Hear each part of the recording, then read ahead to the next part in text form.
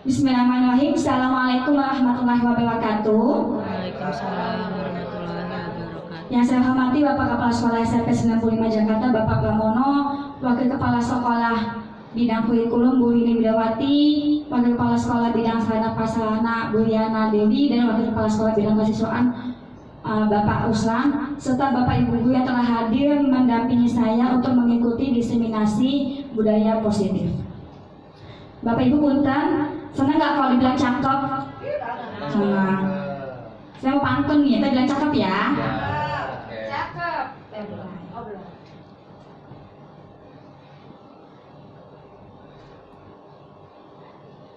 Badan kekar umur yang tua, bawa pedang bukanlah petani. Artinya Apa kabar hadirin semua? Selamat datang di acara ini. Tanpa berpanjang lebar, jauh pulau dari Malaka, pergi haji ke kota Mekah. Dengan bismillah acara dibuka, semoga semuanya mendapat berkah. Amin. Menyebarkan pemahaman dan penerapan pengalaman tentang budaya positif. Perkenalkan, saya Dian Ekawati dari SMP Negeri 95 Jakarta, calon guru penggerak angkatan 9 DKI Jakarta. Konsep budaya positif, sebelumnya kita lihat sedikit dulu ya, untuk lebih segarnya.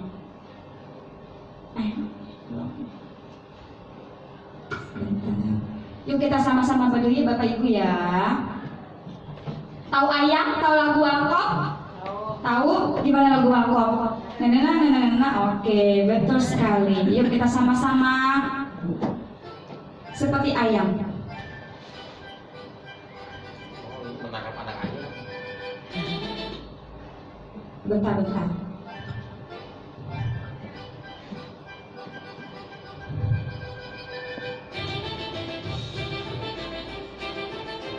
Yuk semangat Bapak Ibu.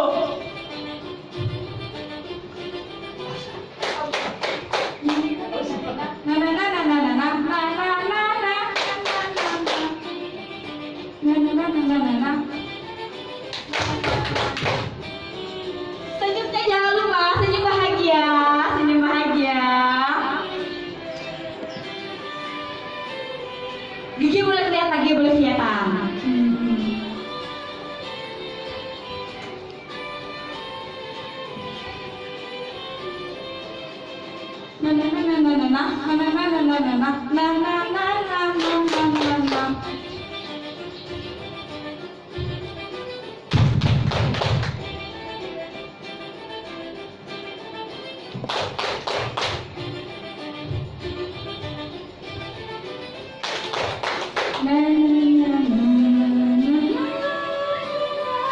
Senyum bahagia.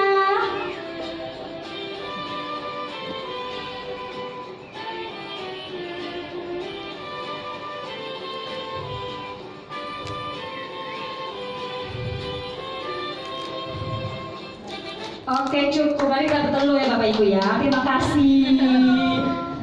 sama-sama. Ya.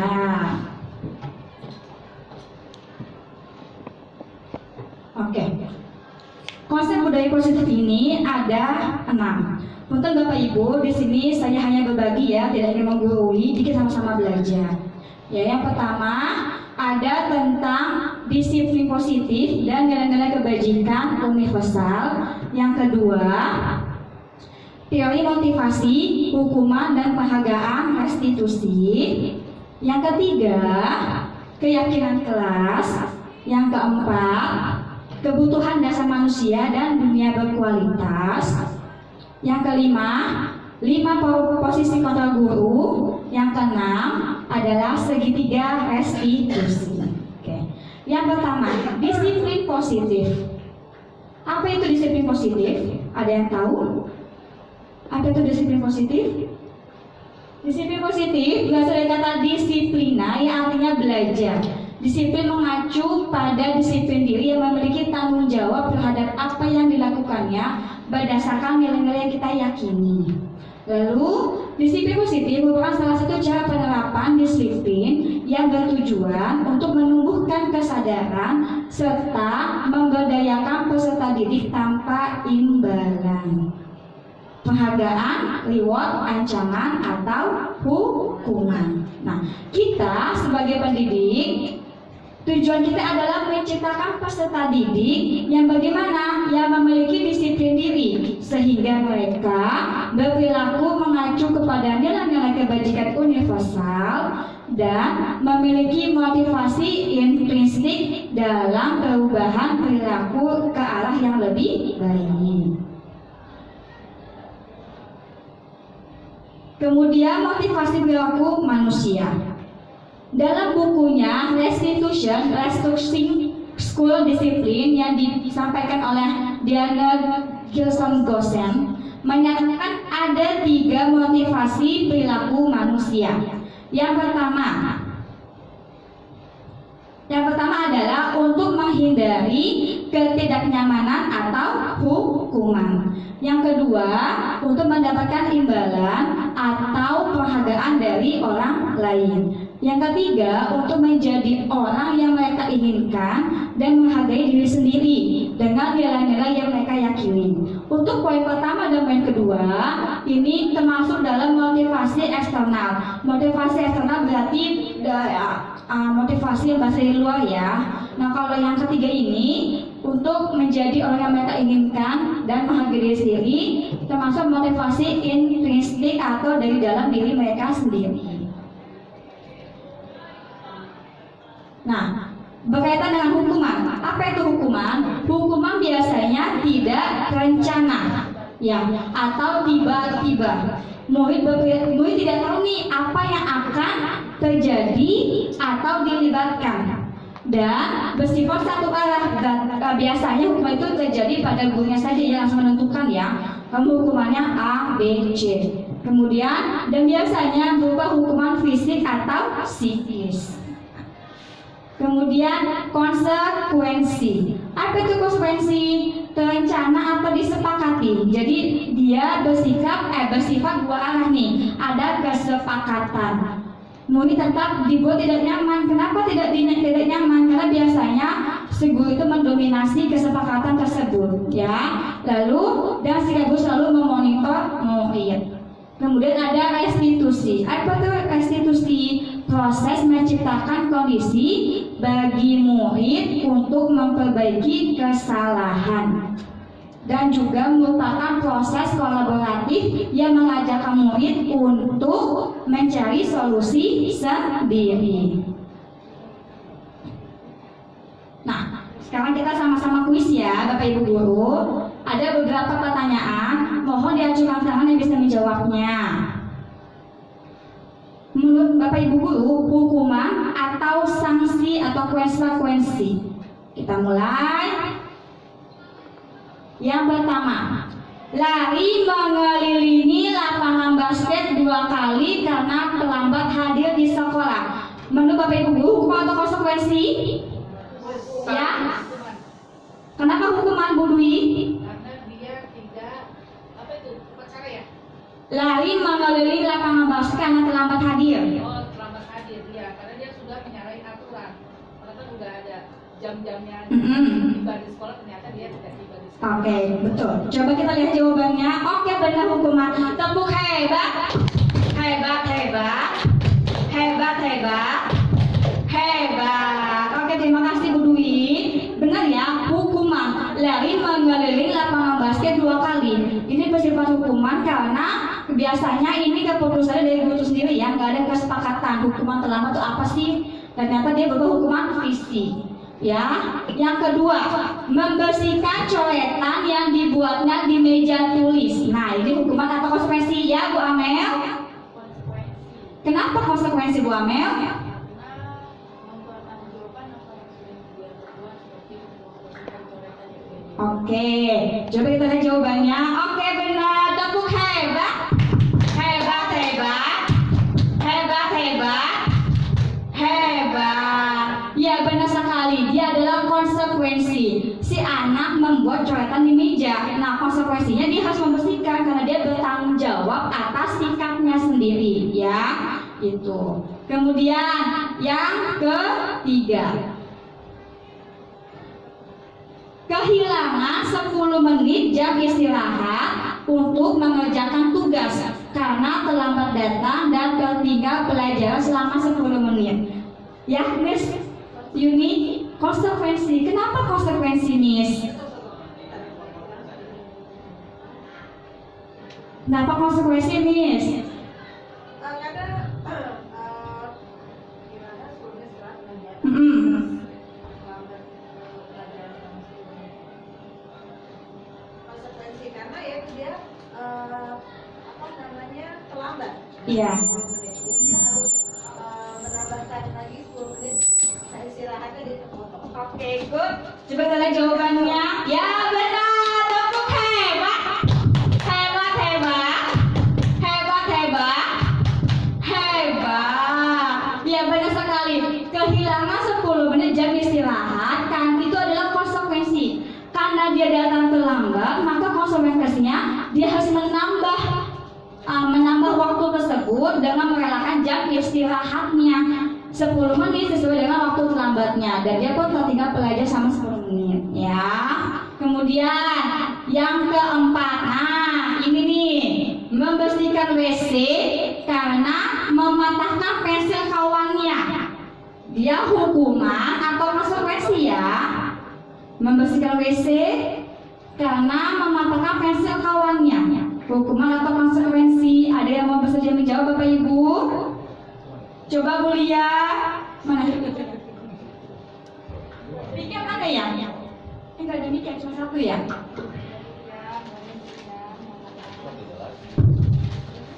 Menurut saya ini hukuman Bu Dian.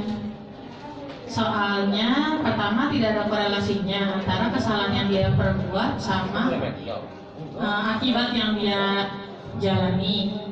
Yang kedua, sifatnya kan ini sifatnya tiba-tiba sih. Bersihkan WC kayak random aja.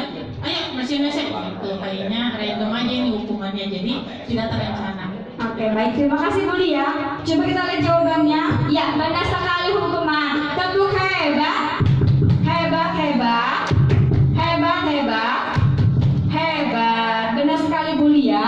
Membersihkan WC sekolah karena mematahkan pensil kawannya merupakan hukuman karena tidak berkorelasi ya, nggak ada hubungannya antara matahin pensil kawannya sama hukuman membersihkan WC. Sebagainya, angka lebih baiknya jika memang konsekuensi itu selain membersihkan hukuman itu diganti dengan konsekuensi menggantikan pensil kawannya yang dipatahkan ya gitu. Tapi terkadang kita suka begitu nggak sih, tiba-tiba suka memberi hukuman yang random gitu ya kan ya, tanpa kita sadari ternyata spontanitas kita bersikap sebagai memberikan hukuman kepada anak-anak kita gitu ya. Oke, selanjutnya nilai-nilai kebajikan. Nilai yang disepakati bersama lepas dari suku bangsa, agama, bahasa maupun latar belakangnya. Apa itu nilai kebajikan? Nah, contohnya. Nah, ini nih yang digaungkan oleh Kementerian Pendidikan Republik Indonesia, profil pelajar Pancasila. Ada berapa dimensinya? Ada 6. Ada yang masih ingat lagu profil pelajar Pancasila? Masih. Yuk kita sama-sama bernyanyi. Lagunya gimana ya?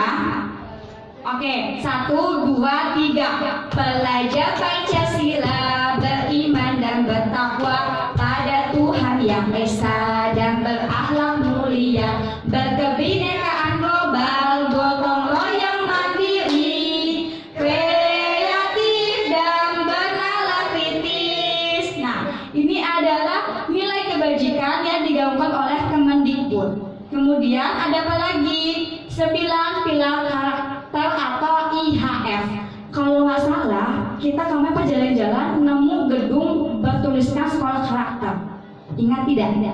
Ya, ternyata itu bagian dari IHF Indonesian Indonesian apa gitu. Dia tuh menciptakan 9 pilar karakter. Yang pertama adalah cinta Tuhan dan segenap ciptaannya, kemandirian dan tanggung jawab, kejujuran, amanah, diplomatis, hormat dan santun, dermawan, suka menolong dan gotong royong, percaya diri, kreatif dan pekerja keras, kepemimpinan dan keadilan, baik dan rendah hati, toleransi, kedamaian dan kesatuan. Kemudian yang ketiga adalah The Seven Essential Virtues yang terangkum dalam buku Building Moral Intelligency. Ada 7 nilai kebajikan yang disampaikan, yaitu ada empati, suara hati, kontrol diri, rasa hormat, kebaikan, toleransi, dan keadilan. Nah, kemudian keyakinan kelas. Kenapa mesti keyakinan kelas? Kenapa nggak peraturan kelas ya? Ada yang tahu kenapa? Kenapa mesti keyakinan kelas? Kenapa bukan peraturan kelas saja? Nah, coba kita lihat. Pertama, Bapak Ibu punten, kita pakai helm. Ada nggak alasannya mengapa kita menggunakan helm pada saat mengendarai kendaraan roda motor? Kenapa? Ya, Pak Ferry, punten ya. Kenapa Pak Ferry kita menggunakan helm? Oke, ini tuh udah dari itu. Iya. Di foto dulu, direkam dulu. Mengapa kita memiliki peraturan tentang penggunaan helm pada saat mengendarai kendaraan roda 2 atau motor? Ya. Ya, coba kenapa Pak Ferry? Saya ya. Jadi saya ada 2 alasan kenapa saya menggunakan helm ketika berkendara. Yang pertama, saya itu ingin menjaga diri saya ketika kecelakaan. Jadi untuk keamanan kepala saya biar tidak terlalu parah, biar aman istilahnya. Yang kedua, mungkin yang kedua itu saya takut sama polisi. Oh, takut polisi. Takut ditilang. Oke, baik. Yang ketiga takut panas. Oke. Terima kasih. Baik, terima kasih Pak Ferry. Oke. Tadi benar ya, pertama keamanan ya. Dia kalau ada apa-apa, kita insya Allah aman gitu ya. Kalau misalnya ada apa-apa nggak terlalu bahaya lah resikonya. Kemudian takut Pak polisi ya, takut ditilang. Salah satunya dompet juga aman ya Bapak Ibu ya. Dompet nggak perlu banyak gitu ya. Nah kemudian pertanyaan kedua. Mengapa kita memiliki peraturan tentang penggunaan masker dan mencuci tangan setiap saat? Ada yang tahu? Ya, umur.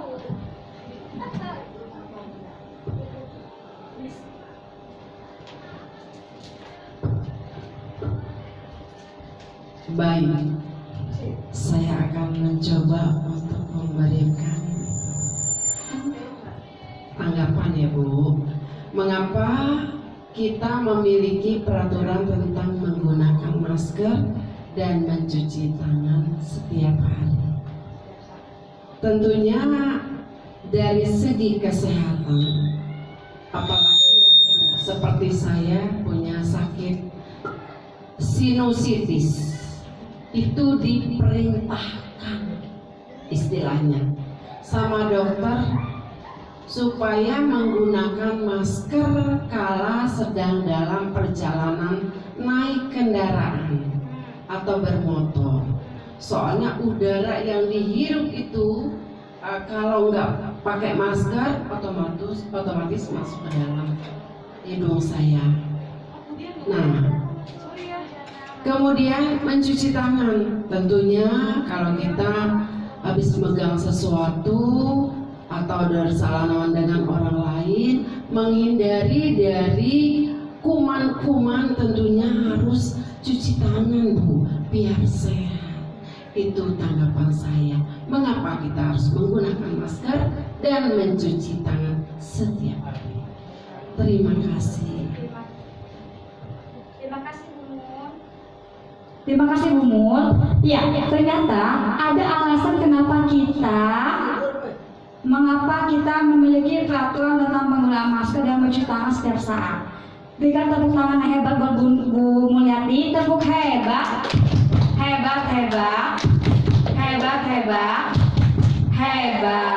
Jadi yang pertama adalah karena Bu Mul punya riwayat penyakit sinusitis, jadi penggunaan masker sangat disarankan ya, dianjurkan sekali. Punten kita beberapa 2 tahun lalu ya, kita mengalami cobaan COVID ya. Jadi penggunaan masker menjadi sesuatu yang wajib ya. Dan ternyata sampai sekarang pun masih kebiasaan menggunakan masker ya.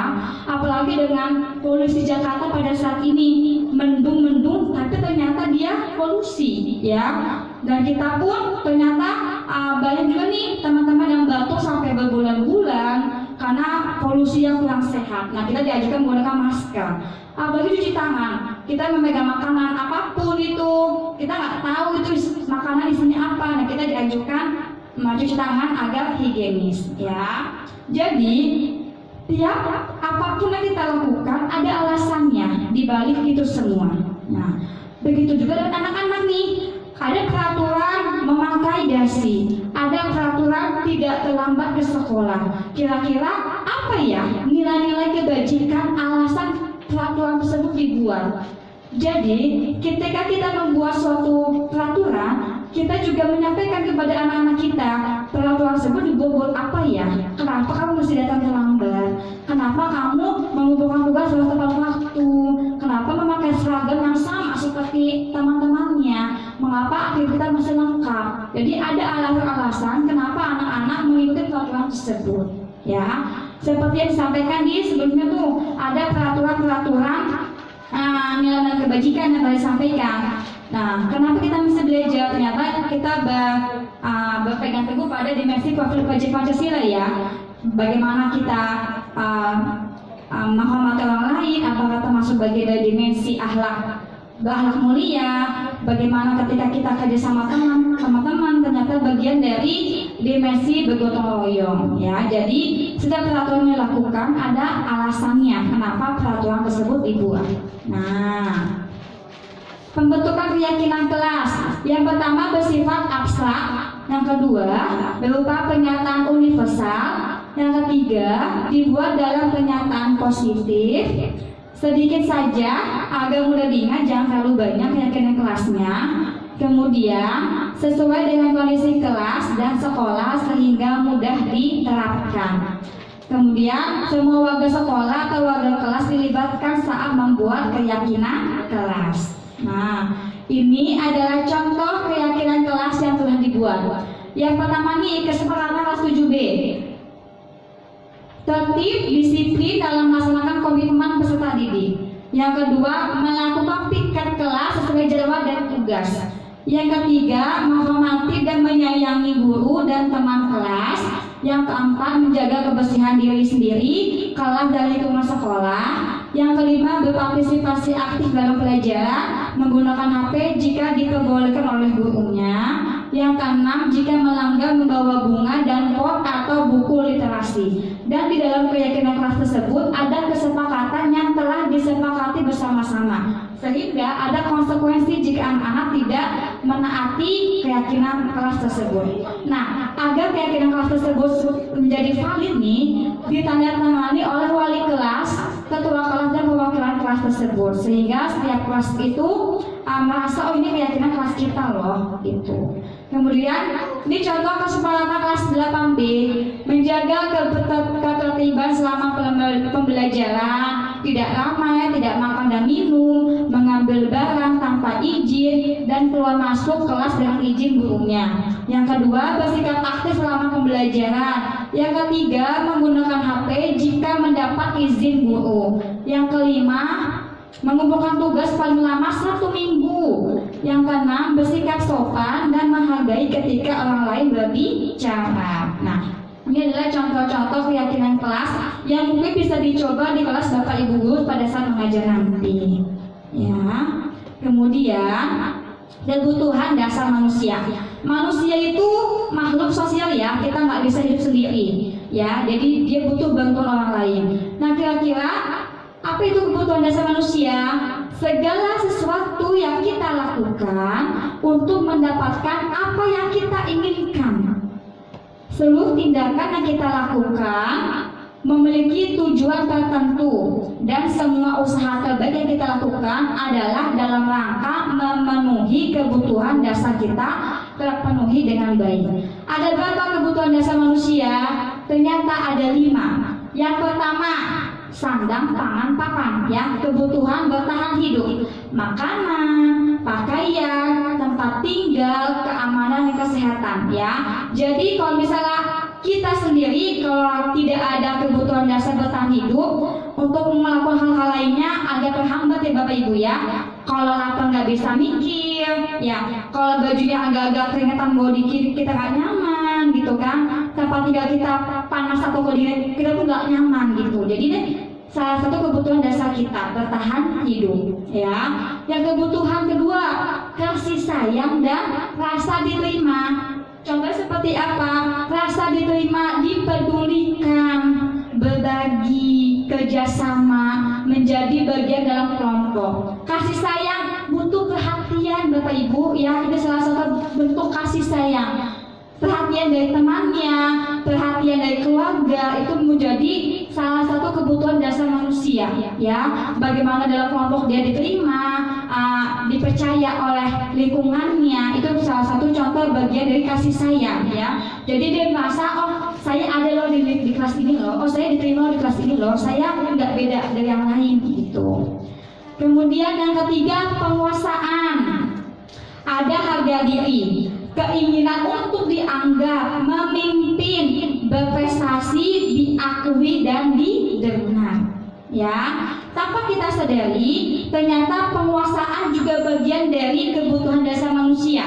Pengen dipuji, pengen ditunjuk, ya, pengen diakui, oh kamu hasil kerjanya bagus loh, oh kamu hari ini ada peningkatan loh, gitu ya. Oh hari ini kamu cantik, kamu tuh udah dipotong. Itu salah satu bentuk dari kebutuhan dasar manusia, yaitu penguasaan, ya.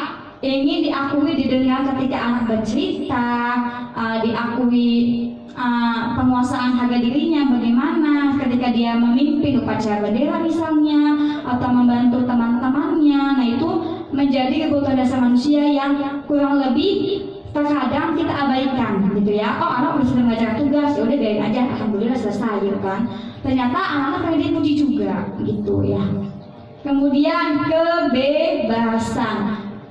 Ada mandiri, memiliki pilihan, mencoba hal baru, mampu mengendalikan arah dirinya. Ya, kebebasan ini adalah anak-anak nggak dikekang oleh peraturan yang sama. Misalnya gini, oh kamu kalau belajar pakai kantor aja. Padahal ada beberapa anak yang punya keahlian nih, memakai Canva atau memakai aplikasi-aplikasi yang lain, yang kita membatasi anak untuk menggunakan hanya satu media saja. Nah ini salah satu bentuk kita merampas kebebasan anak itu. Sebagai guru, alangkah baiknya kita mencoba memberikan pembelajaran yang sesuai dengan kemampuan anak. Ada 3 kemampuan ya, ada yang jenis yang auditori, kemudian ada visual, ada yang kinestetik ya. Kita sebagai guru, yuk coba sama-sama memberikan kegiatan yang mengakomodir jenis-jenis kemampuan anak, kebutuhan anak ya, dari anak kinestetik, auditori dan visualisasi bagaimana. Kemudian anak-anak memiliki pilihan nih, pilihan dalam menentukan sesuatu. Jadi tidak kita paksa. Ada kita sebagai guru, alangkah baiknya memberikan beberapa pilihan, nanti anak sendiri menentukan dia mau yang mana. Nah, kemudian sama juga anak-anak dibimbing untuk mampu mengendalikan arah dirinya. Nih, kamu kalau sekolah tujuannya buat apa gitu ya. Jadi anak-anak tahu, oh dia sekolah karena keinginannya sendiri gitu, anak punya kebebasan. Mau masuk jam berapa itu anak sendiri menentukan. Menurut kamu kalau datang terlambat itu ada nggak resikonya gitu ya Bapak Ibu. Kemudian selanjutnya adalah kesenangan. Ada bermain, humor, antusiasme, dan ketawa. Terkadang sebagai guru, apalagi saya guru matematika, image-nya kan galak gitu ya, kurang senyum. Ternyata rasa senang, bermain, humor itu juga dibutuhkan dalam kelas kita ya. Kalau kita ngelawak dikit nggak apa-apa, malah senang gitu kan, senyum apa lagi. Kalau ngajar harus senyum, tertawa ya, untuk di kelas nggak bosan-bosan banget gitu. Terus kita juga lihat anak-anak kita suka banget tuh main kejar-kejaran atau main cubit-cubitan atau apa. Ternyata itu salah satu kebutuhan dasar mereka, yaitu kesenangan bermain gitu ya. Suka ngelawak, bikin pantau atau apapun, itu salah satu kebutuhan dasar mereka. itu memenuhi kebutuhan kesenangan. Jadi kalau ada anak-anak kita yang ya kalau misalnya bosan dikit dia main, ya monggo dipersilakan, cuma tidak melebihi batas waktu gitu ya Bapak Ibu ya. Selanjutnya, nah kita kuis dulu ya Bapak Ibu ya. Tebak kebutuhan dasar manusia. Nah, tadi kebutuhan dasar ada apa aja ya Bapak Ibu ya? Ada apa aja tadi? Apa? Pertama apa? Kasih sayang dan rasa diterima. Tanda pangan, papa tadi apa namanya? Disimpulin jadi apa? Bertahan hidup. Oke. Pertama bertahan hidup. Kedua kasih sayang dan rasa diterima. Yang ketiga tadi apa? Yang ketiga apa tadi? Coba kita lihat dulu. Penguasaan ya. Penguasaan. Yang keempat ada kebebasan. Yang kelima ada kesenangan. Coba diulangi. Dan apa? Mau di ini dulu. Oke. Ulangi kebutuhan dasar manusia ada apa aja? Pertama, bertahan hidup. Kedua, kasih sayang dan rasa diterima. Yang ketiga, penguasaan. Yang keempat, kebebasan. Yang kelima, kesenangan. Nah, coba kita tebak kebutuhan dasar manusia. Nah, Dinda seorang anak kelas 3 SD. Begitu tiba di rumah sepulang dari sekolah menangis dan mengadu pada ibunya bahwa dia benci pada Ibu Rani gurunya. Menurut Anda, kebutuhan apa yang berusaha dipenuhi oleh Dinda jika jawabannya seperti ini? Coba kita lihat. Jeng jeng jeng. Nah, Ibu guru bilang, aku tidak boleh bersenandung sewaktu mengerjakan tugas. Katanya kelas harus tenang, tidak ada suara, kan nggak seru jadinya. Nah, menurut Bapak Ibu kebutuhan apa nih? Penguasaan, cinta dan kasih sayang, kesenangan atau kebebasan? Yuk, ajukan tangannya. Apa? Penguasaan. Kenapa penguasaan, Miss Indah? Butuh diakui. Ada yang punya pendapat lain? Ya, Bumul, kesenangan. Kenapa kesenangan? Pengen nyanyi-nyanyi dia. Terus apa lagi? Ada yang punya pendapat lain? Kebebasan. Kebebasan. Kenapa kebebasan? Bebas. Ekspresi. Berekspresi. Ekspresi apa, Bumul? Ketika dia melakukan sesuatu yang membuat dia nyaman ketika belajar, dan dia ingin dibebaskan gitu loh untuk melakukan sesuatu sih.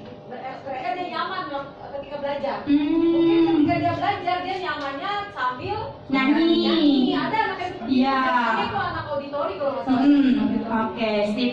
Terima kasih Bu Nur, coba kita lihat jawabannya. Nah, benar, kesenangan ya. Tepuk hebat. Hebat, hebat. Hebat, hebat. Hebat. Benar sekali, kesenangan ya. Ada anak tipe auditori ya. Jadi dia sambil belajar sambil bersenandung, sambil dengerin musik ya, biar nggak bosan, biar nggak boring. Aku yang benar ya. Iya betul Bu Nur. Iya Bu Nur betul, Bu Nur betul. Kesenangan ya, oh ya maaf Bu Nur. Benar. Terima kasih Bu Nur. Tepuk hebat buat Bu Nur. Tepuk hebat. Hebat hebat. Hebat hebat. Hebat ya.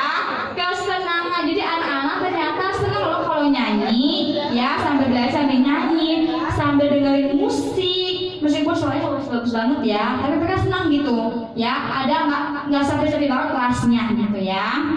Kemudian yang kedua, Ibu guru tidak menyapaku hari ini, padahal aku pakai jepit rambut baru. Nah, ini apa nih?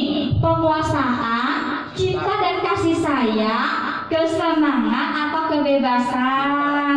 Ya Pak Arif? Cinta katanya. Ada yang pendapat lain? Penguasaan. Penguasaan. Kenapa penguasaan Bu Lia? Yang diakui dia pakai jepitan bagus itu. Oke. Jadi cinta dan kasih sayang. Kalau Pak Arif cinta kenapa cinta? Ada gurunya itu kasih sayangnya kurang, jadi nggak menegur.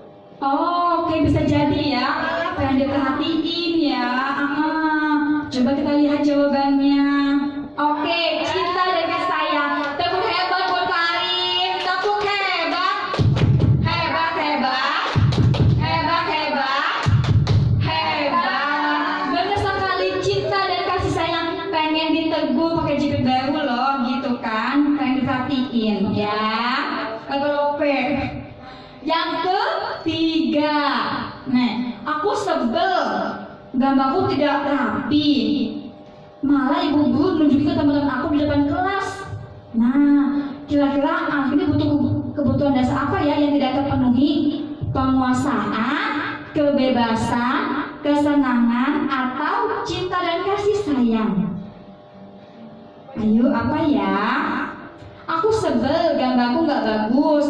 Tapi ibu guru malah nunjukin ke teman-teman aku di depan kelas. Kira-kira apa ya kebutuhan dasar yang tidak terpenuhi? Penguasaan. Kenapa penguasaan, Pak Ferry? Karena dia itu merasa tertekan, dia tidak dihargai, tidak nyaman. Oke, tidak nyaman, tidak dihargai, atau harga diri tidak dianggap ya, gitu ya. Coba kita lihat.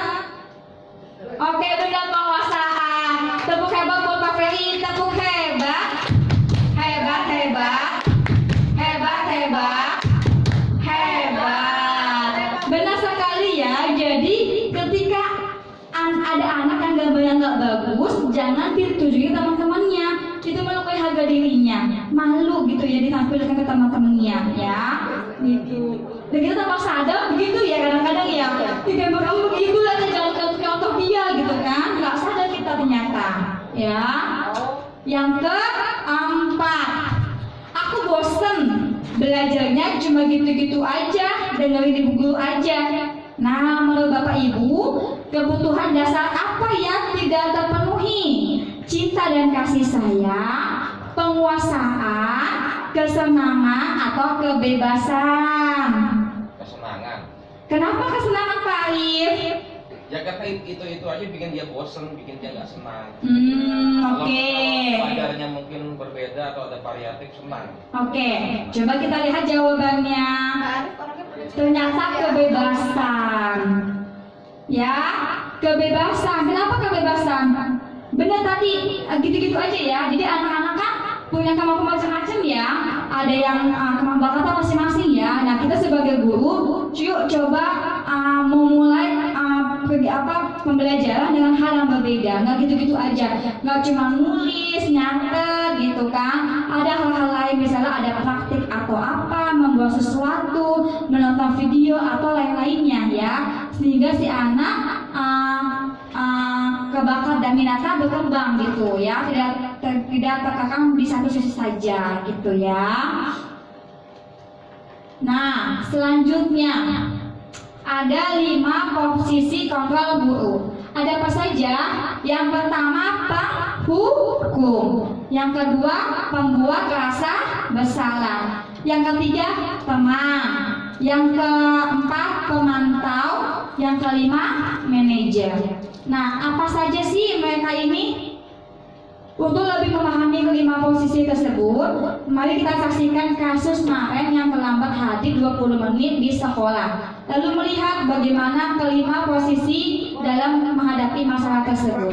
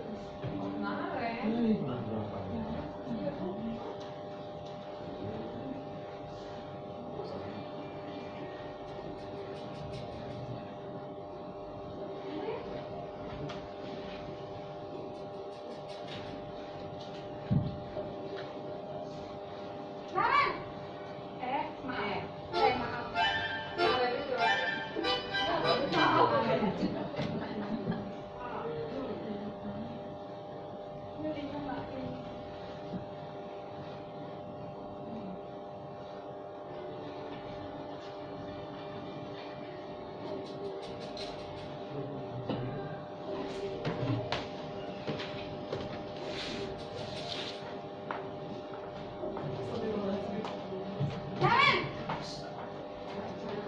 Sini kamu! Selamat pagi, Bu. Selalu terlambat. Kamu deh, pasti terlambat. Maaf, Bu. Saya Apa?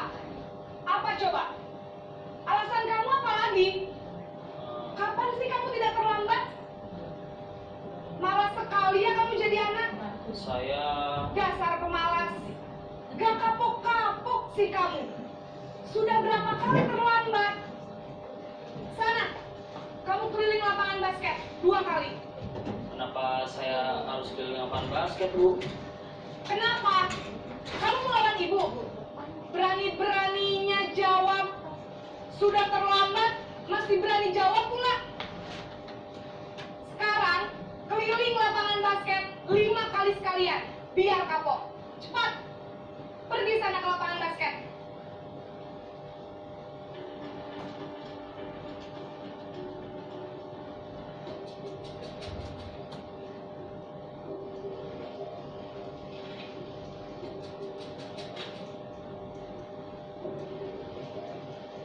Naren!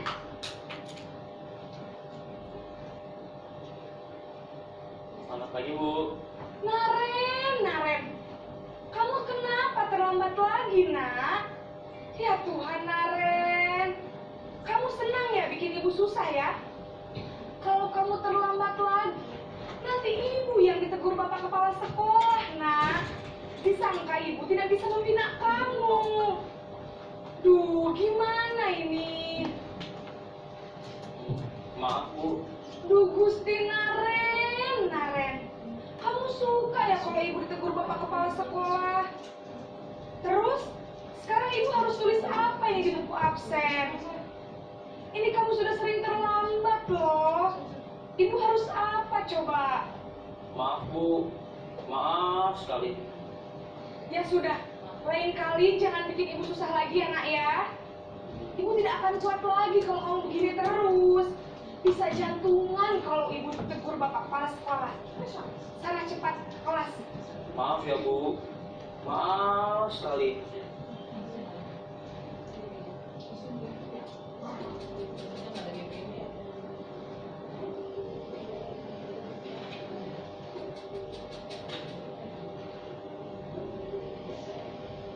Naren!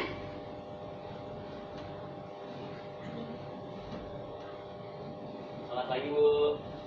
Wah, sudah jam berapa ini nak? Terlambat lagi ya sayang. Iya, Bu. Habis ibu saya lupa bangunkan saya, Bu. Kamu malah menyalahkan ibu kamu. Kamu bukannya anak yang larinya paling kencang. Kok terlambat sih? Iya, Bu. Saya memang terlambat bangun tadi. Jadi, biarpun saya lari kencang, tetap nggak kejar, Bu. Ya sudah sana. Nanti lain kali larinya lebih kencang lagi ya. Biar gak terlambat lagi. Bikin seneng ibu demi ibu. Bisa kan? Bisa lah, Bu. Ya sudah sana masuk kelas. Ibu beresin urusan absen kamu. Kamu ini ada-ada saja. Dalam posisi teman, guru berbicara.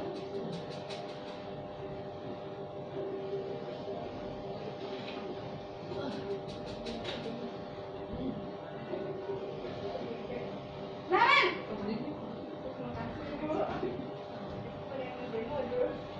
Selamat pagi, Bu. Naren, apa peraturan sekolah kita tentang jam berapa kita harus masuk sekolah, nak? Kita harus di sekolah jam 7, Bu. Iya betul, sekarang sudah jam 7.20. Naren sudah tahu konsekuensinya jika terlambat hadir. Paham, Bu. Saya harus tinggal kelas pas jam istirahat selama 20 menit. Iya benar, konsekuensinya demikian. Jadi nanti jam 9.30 pas istirahat, kamu harus tinggal di kelas, kerjakan tugas tambahan untuk ketertinggalan kamu, ya? Baik, Bu.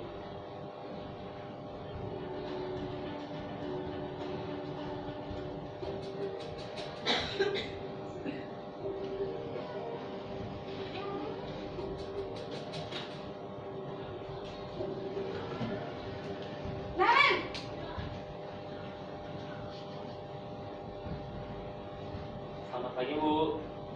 Selamat pagi, Naren. Maaf, Bu. Saya terlambat. Iya, sekolah masuknya jam 7, sekarang sudah jam 7.20. Jadi sekarang bagaimana ini, Naren? Maaf, Bu. Saya lupa setel alarm saya semalam. Baiklah, menurut kamu, keyakinan sekolah yang mana yang perlu kamu tingkatkan? Menghargai diri sendiri dan orang lain mungkin ya, Bu. Setuju. Jadi, apakah Naren meyakini prinsip saling menghormati tersebut? Iya, Bu. Saya meyakininya. Apakah Naren bersedia memperbaiki masalah keterlambatan ini? Bersedia, Bu. Bagaimana kamu akan perbaiki masalah keterlambatan ini? Saya akan coba untuk tidak lupa menyetel alarm saya, Bu. Baik, kalau Naren lupa menyetel alarm di rumah, ada orang yang kira-kira bisa bantu mengingatkan tidak? Ada, Bu. Kakak saya, Kak Emma. Ada lagi selain Kak Emma? Selain Kak Emma, ada ibu saya. Baik, jadi yang mengingatkan Naren adalah Kak Emma dan ibu kamu ya? Kira-kira akan mulai setel alarm kapan nih, Naren? Setelah pulang sekolah, akan segera saya lakukan. Baik, jadi Naren akan setel alarm untuk bangun besok pagi dan akan diingatkan oleh kakak dan ibunda Naren ya. Ada lagi yang mungkin perlu dilakukan, Naren, agar tidak terlambat bangun lagi? Tidak ada, Bu. Baik, Naren, terima kasih untuk kerjasama kamu. Sekarang kamu perlu kembali ke kelas untuk belajar. Baik, Bu. Terima kasih.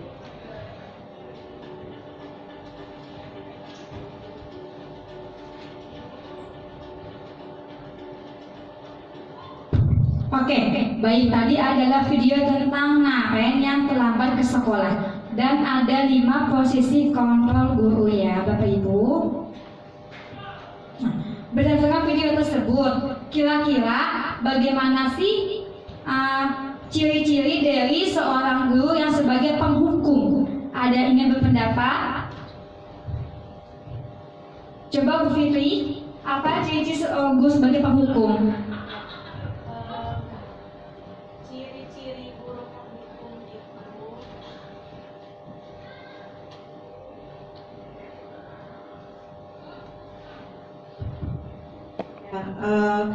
jadi berdasarkan tadi yang kita saksikan, ciri-ciri guru penghukum itu bersifat satu arah. Jadi dia tidak mau mendengarkan alasan dari anak, kemudian juga dia sendiri yang menentukan hukumannya, dan kadang hukumannya tersebut tidak sesuai atau tidak ada di kesepakatan atau tidak ada di peraturan, namun hukuman tersebut merupakan hukuman yang bersifat spontan saja gitu, yang tiba-tiba terpikirkan oleh guru itu.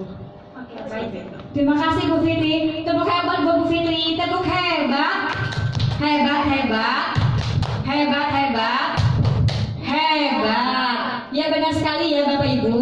Tadi ada 5 posisi penghukum. Jadi dia biasanya bersifat satu arah dan bahasa tubuhnya adalah nunjuk-nunjuk.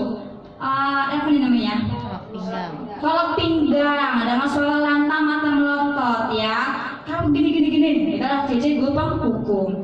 Kemudian pembuat rasa bersalah. Punten Bu Nati, boleh minta pendapatnya bagaimana ketika sikap guru menjadi pembuat rasa bersalah? Yang masih kosong ya, Bu? Dian, tadi soalnya bagaimana? Bagaimana yang berdasarkan video tersebut, guru pembuat rasa bersalah itu seperti apa sih? Ya, kalau guru membuat Rasa bersalah. ya, membuat rasa bersalah kepada siswa, biasanya dia seolah-olah membebankan, nih saya begini tuh gara-gara kamu gitu loh. Jadi dia seolah-olah siswa, ya gara-gara saya jadi ibunya akan ditegur, ibunya akan kena hukuman gara-gara saya. Jadi seolah-olah dia terasa terintimidasi atau dia merasa tertekan. Jadi ya itu malah bukan semakin baik ya. Nantinya malah dia menjadi rendah diri dan tidak mempunyai rasa percaya diri sedikit pun, karena dia merasa takutnya setiap saya melakukan ini buat beban untuk orang lain gitu, jadinya begitu. Oke, baik. Terima kasih Bu Nati. Tepuk salut buat Bu Nati. Tepuk salut.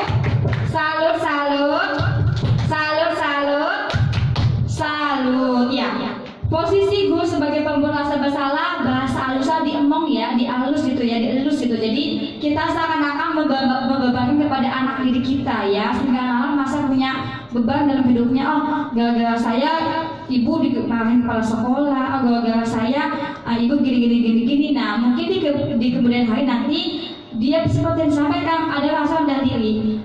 Kalau melakukan sesuatu takutnya akan menjadi beban bagi orang lain ya. Kemudian tadi posisi teman. Nah, bagaimana posisi teman? Minta pendapatnya Bu Selvi. Posisi Gus sebagai teman tadi bagaimana berdasarkan video tersebut? Sebagai teman, Gus sebagai teman itu bagaimana ya maksudnya ya?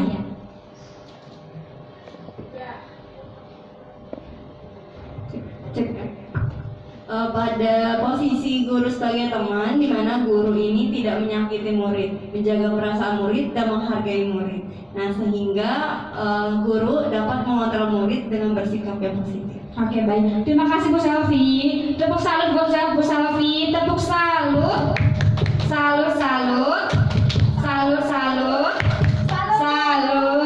Ya, benar sekali. Teman, posisi Gus sebagai teman bersikap baik ya, positif gitu.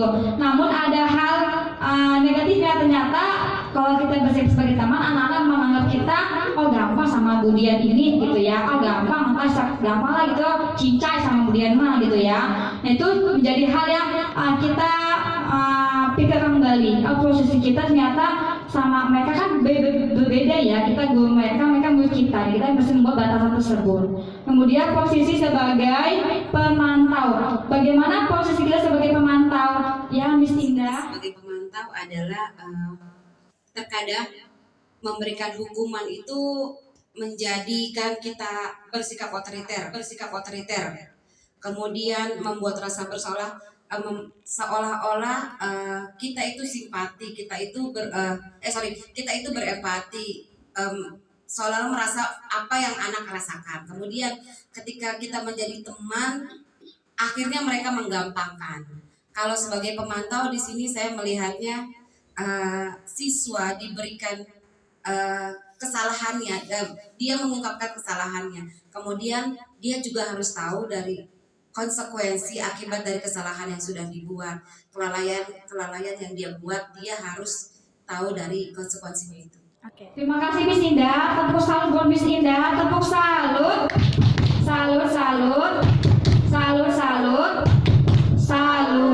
Sebagai pemantau berdasarkan video tersebut, setuju dengan pendapat Miss Indah bahwa ada konsekuensinya ya. Jadi di awal sudah tahu nih akibatnya apa melakukan kesalahan tersebut. Dan biasanya kita sebagai pemantau itu ada catatannya nih, kamu terlambat berapa kali nih, udah keseringan atau baru nih. Nah, kita baru bisa menentukan konsekuensinya bagaimana. Nah, selanjutnya adalah manajer. Berdasarkan video tersebut, manajer adalah posisi yang menurut kita wajib kita mulai nih. Sebagai manajer, kita sebagai among menuntun anak pelan-pelan bagaimana cara anak bersikap, lalu anak tahu konsekuensinya bagaimana. Kita terus adalah membimbing anak ya. Oke, baik. Selanjutnya ada segitiga restitusi. Apa itu segitiga restitusi? Restitusi, suatu proses dialog yang dijalankan oleh guru agar dapat menghasilkan murid yang mandiri dan bertanggung jawab. Nah, tahapannya ada 3. Yang pertama ada menstabilkan identitas. Yang kedua ada validasi tindakan yang salah. Yang ketiga ada menanyakan keyakinan. Menstabilkan identitas. Berdasarkan prinsip, membuat kesalahan adalah sesuatu yang wajar, bagian dari proses pembelajaran. Nah, biasanya ada kata-kata seperti ini, berbuat salah itu tidak apa-apa, tidak ada manusia yang sempurna. Saya juga pernah kok melakukan kesalahan seperti itu. Atau kalimat seperti ini, kita bisa menyelesaikan ini. Bapak atau ibu tidak tertarik mencari siapa yang salah, tapi bapak dan ibu ingin mencari solusi dari permasalahan ini. Atau mungkin kalimat seperti ini, kamu berhak merasa begitu. Apakah kamu sudah menjadi teman yang baik buat dirimu sendiri? Ya. Selanjutnya, yang kedua adalah validasi tindakan yang salah. Berdasarkan prinsip, setiap perilaku berupaya memenuhi kebutuhan dasar tertentu. Kita ingat kembali, kebutuhan dasar manusia ada 5, ada bertahan hidup, kasih sayang rasa diterima, yang ketiga ada penguasaan, kebebasan, dan kesenangan, ya. Jadi bisa jadi validasi dengan salah itu kita menanyakan nih, kamu melakukan ini pasti ada kebutuhan yang tidak terpenuhi. Apa kebutuhan yang tidak terpenuhi? Nah, biasanya ada kalimat seperti ini. Padahal kamu bisa ya melakukan yang lebih buruk daripada ini, daripada kelanjutnya. Kamu pasti punya alasan kenapa kamu melakukan hal tersebut.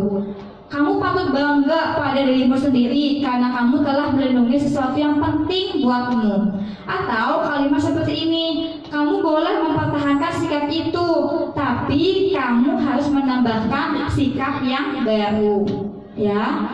Selanjutnya ada tahapan ketiga, yaitu menanyakan keyakinan. Berdasarkan prinsip teori kontrol bahwa pada dasarnya kita termotivasi secara intrinsik. Ada motivasi dari dalam nih, makanya ada materi keyakinan kelas. Kita mesti tahu nih alasan kamu melakukan hal tersebut atas dasar apa, nilai-nilai apa yang terangkum dalam tindakan kamu tersebut. Nah, biasanya ada cantum kata-kata seperti ini. Apa keyakinan kelas kita? Nilai-nilai apa yang telah disepakati bersama? Seperti apa sih gambaran sebuah kelas yang ideal menurut kamu? Lalu kamu ingin menjadi orang seperti apa di masa depan, ya? Jadi kita menanyakan nih keyakinan kita nih, kamu pengen seperti ini terus atau bagaimana? Apakah kamu masih tetap bolos sekolah atau mau bagaimana nih ke depannya? Itu salah satu bentuk menanyakan keyakinan. Nah, ini adalah contoh penerapan segitiga restitusi.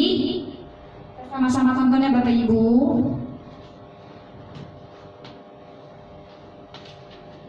Nggak muncul.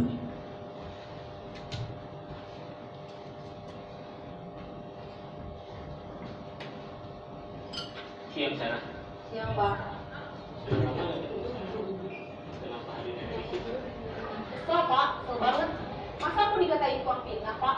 Ya aku marah lah. Aku balik ngatain Eka di depan kelas. Kesel banget. Oh begitu. Ya pasti kamu marah dan kesal. Bapak juga akan marah apabila ada yang menuduh Bapak seperti itu. Kemudian pada saat itu kamu mau melakukan apa? Ya saya langsung ngatain Eka lah Pak. Kesel banget. Saya bentak-bentak dia depan teman-teman lain. Oh begitu. Pasti kamu melakukan seperti itu karena suatu alasan tertentu kan? Iyalah, masa saya diam saja Pak? Ya saya bela diri lah. Masa saya dituduh tukang fitnah? Ya wajar lah. Mempertahankan harga diri itu sesuatu yang penting Bapak. Untung kamu tidak bertindak lebih gegabah lagi. Hanya membentak-bentak. Iya Pak. Untung saya masih bersabar dan hanya membentak saja. Sudah gemes padahal, saya pasti bela diri lah. Ya pasti ya. Tapi kamu memilih untuk tetap bertahan dan bersabar. Kamu memilih untuk tidak berbuat lebih parah lagi kan? Iya. Nah, sekarang coba kita lihat lagi tindakan kamu yang bentak-bentak Eka di kelas. Tindakan kamu itu kira-kira sesuai dengan keyakinan kelas atau prinsip kamu tidak? Enggak lah Pak. Capek Pak jadi pemarah. Jadi keyakinan atau prinsip mana yang kurang sesuai dengan keinginan kamu? Ya, saya sebenarnya sangat menghargai orang lain. Mungkin saat itu saya menjadi emosi, jadi tidak menunjukkan sikap itu. Kamu meyakini tidak? Menghargai orang lain itu penting buat kamu? Yakinlah Pak. Iya, setuju. Kita harus saling menghargai. Namun, ada juga keyakinan yang kita sepakati yang perlu kita jalankan apabila kita sedang marah, kan? Ya, saya bisa lebih proaktif, mulai dengan diri sendiri. Saya bisa jadi lebih bersabar, mengambil waktu jeda untuk berpikir mau apa selanjutnya. Kira-kira kamu bersedia memperbaiki masalah ini tidak? Sedia Pak. Kalau kamu memperbaiki masalah ini, kamu akan menjadi orang seperti apa? Saya akan menjadi orang yang bertanggung jawab kali ya Pak. Dan senantiasa proaktif. Iya. Menurut kamu, bagaimana rasanya menjadi orang seperti itu? Ya nyaman lah, bangga bisa bersabar dan menahan diri. Baiklah kalau begitu. Yuk kita pikirkan bagaimana memperbaiki masalah ini.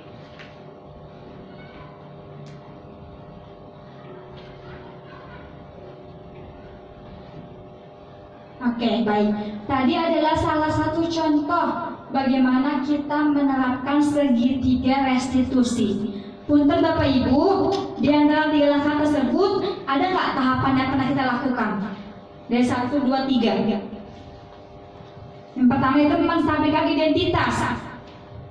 Kita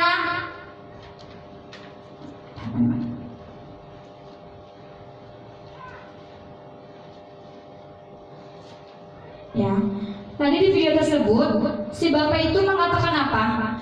Tidak apa-apa, saya juga akan seperti kamu jika saya dituduh ke fitnah. Kamu berusaha mempertahankan harga diri kamu, ya. Itu salah satu bentuk menstabilkan identitas bahwa tindakan anak tersebut ya wajar, karena jika saya ada di posisi seperti kamu, saya pun juga akan membela diri saya sendiri. Saya nggak mau dituduh ke fitnah, karena itu bukan saya, gitu ya. Selanjutnya, tadi si Bapak menanyakan sesuatu tuh, validasi tindakan yang salah. Iya,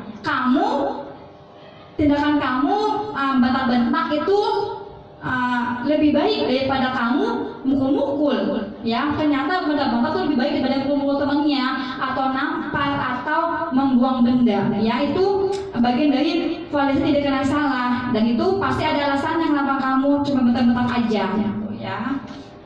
Kemudian tadi si Bapak menanya keyakinan. Prinsip kamu apa? Saya pengen jadi orang yang lebih bersabar, proaktif. Jadi si Bapak itu menanyakan keyakinan prinsip terhadap anak. Anak sendiri yang meresponnya. Kamu akan menjadi seperti apa sih kalau kamu nggak bersabar? Nah, anak menjawabnya. Dan ternyata ketika si Bapak menanyakan keyakinan kerasnya, dia siap untuk memperbaiki diri untuk menjadi lebih bersabar, nggak emosian. Karena dia punya prinsip saya menghargai orang lain dan saya tidak akan seperti itu lagi. Nah, itu salah satu bentuk contoh tahapan segitiga restitusi. Semoga kita pelan-pelan nih Bapak Ibu belajar bagaimana menggunakan segitiga restitusi. Karena jujur saya pun hanya menggunakan yang pertama saja tuh, yang menstabilkan identitas. Saya belum tahu apa itu keyakinan keras. Dan kita coba sama-sama untuk menerapkan segitiga restitusi, ya. Nah, alhamdulillah Bapak Ibu, dari keenam budaya positif tersebut, kita sebagai guru memiliki standar 4 kompetensi, ya. Ada kompetensi pedagogi, kemudian sosial, ada kompetensi pedagogi, sosial, profesional, dan terakhir ada yang ingat? 4 kompetensi guru: profesional, pedagogi, sosial, kepribadian, dan profesional, ya. Nah, kita punya standar kepribadian, profesional, sosial, dan kepribadian, di mana guru harus mampu merefleksi dirinya sendiri dalam posisi kontrol saat ini, yaitu sebagai manajer AMOM yang menuntun anak menjadi insan yang mandiri, merdeka, dan bertanggung jawab sesuai dengan standar tujuan pendidikan nasional, ya. Kita sebagai menuntun anak nih, bagaimana cara bersikap yang baik, menuntun mereka agar mereka bisa mencapai kebahagiaan dan keselamatan setinggi-tingginya.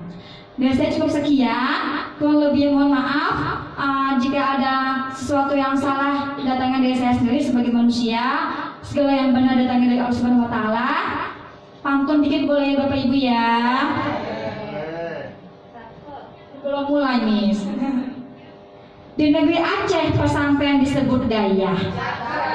Santri-santrinya taat dan patuh.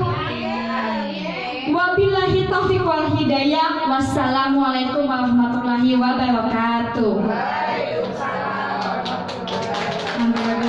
Terima kasih Bapak Ibu.